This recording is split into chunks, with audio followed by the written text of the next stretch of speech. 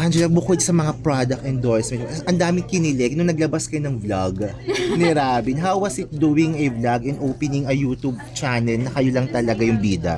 Matagal na po namin actually pinaplano na magka-YouTube channel ni Rap. Kasi mahilig po ako mag-video-video. Sabi niya, Jella, ba't di ka kaya mag-YouTube tayo mag-YouTube tayo. So sabi ko, oh my, kaso wala akong time mag-edit. So when Viva presented us the idea na magkakaroon na po kami, we were so game, we were so down. Yes, please, matagal na po namin gusto yan. And we're very happy to show what happens behind the scenes with me and Rap. Wait, may aabangan, may ilalabas sa bagong episode tomorrow. Ano ba to? Weekly na? Monthly? Gano'n na kayo kadalas maglalabas ng mga episode? Our goal is 2 to 3 uploads per week. Okay. Kasi we really want to build on the, what do you call that? The hype. The hype. So, yun po yung target namin. Pero I think it's possible naman sa dami po ng ganap na thank you. Oh, speaking of ganap, ano pang aabangan namin sa'yo sa mga susunod na buwan? Sa inyo rin ni Robin. May aabangan po kayong bagong series. 4 na episodes po ito. Ito po ang Viva One Originals Rap Gel. So it's the anthology series. There are 4 episodes, 4 different directors. Meron din surprise doon. So I feel like everyone would be happy for that. Did you start na doing the anthropology, the anthology? Yes, we have. Actually, second na kami. Okay. Second episode na kami, first day. Oh, without spoiling, give us a glimpse. Anong meron doon sa anthology na yon? Very unusual roles. Kunya, for Robin. Si Robin, he's always rich. He's always made up and polished. With this, he lets his hair down. Oh, ikaw sa'yo, anong aabangan doon sa anthology? Very nakakairita.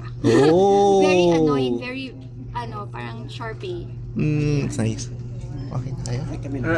Tawag dito, sabi mo gusto mo maging beauty queen, di ba? Opo, kaso Ipupush, ano ba yan? Kung magkakaroon ka ng chance. kung tatangkad po ako ng 3 feet. Hindi, gusto ko po kasi talaga ang height ko is 5'11".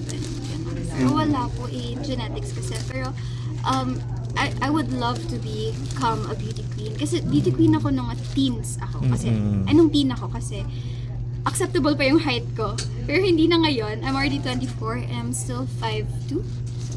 Angela, ng mga panahon na yun, sino yung mga ina-idolize mo nung nanonood ka ng mga beauty pageant? Si Pia Wurtzbach actually, kasi na-inspire ako sa kanya yung ilang beses siyang nagsumali sa Binibini bago siya naging Miss U. Yeah, 3 times.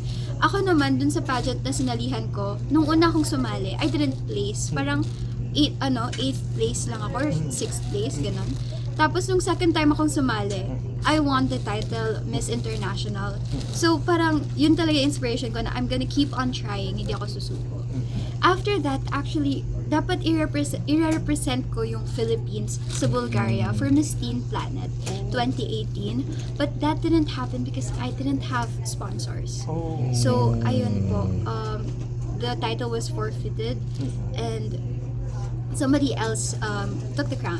But that's okay. I feel like yun yung pinakamulto ko kasi gusto ko talagang maging mag-international. Local lang kasi na national lang. Kung mabibigyan ka ng chance ngayon, pwede mo bang balikan yung pageant dreams mo?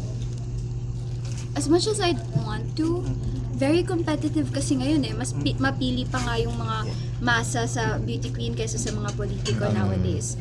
Pero feeling ko the competition is very tough.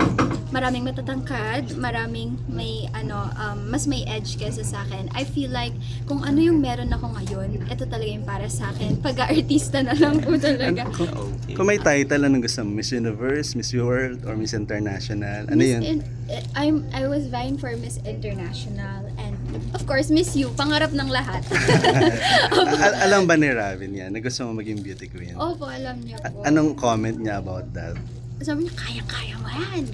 Payag siya. Payag naman po siya. Very supportive po si Robin sa lahat.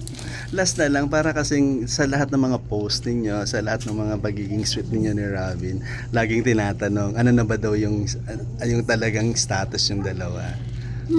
I think it's the same as before. We mutually like each other, but we choose to focus on our work right now. Pero kung magiging kayo, will you announce it to your fans? Or are you happy to announce it to them na kami na? Parang ganyan. Yes po, of course. Kasi of course, yan po yung hinihintay ng karamihan na nagsusupport po ng mga love teams is kung magiging sila ba, kung magiging totoo ba. And I'm sure na our Rabgels would love to hear it directly from us, not from outside sources. Are you pressured na lagi kayong tinatanong about that? I'm not pressured kasi I'm someone who likes to take my time. As evident naman na 24 na ako, ngayon pa lang ako, woo! Pero okay lang po, hindi po ako nape-pressure na maging kami. Ang sa akin lang po, mas gusto ko maging authentic as possible. Like, ayoko ipilit. If hindi man maging kami, hindi kami. Kung maging kami, maging kami. Thank you. Very well said. Selfie lang.